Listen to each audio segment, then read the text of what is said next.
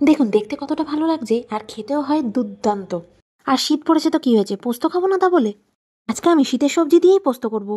তার জন্য প্রথমে পোস্তটাকে একদম শুকনো গ্রাইন্ড করে নিলাম। এবার পাউডার পোস্তর ওপর দিয়ে দিলাম কাঁচা লঙ্কা, কিছু রসুন, আর 1 কাপ মতো নারকেল কোড়া। অল্প জল দিয়ে ভালো করে গ্রাইন্ড করে নিলাম। আর এদিকে সবজি নিয়ে নিলাম আলু, মূলো, শিম।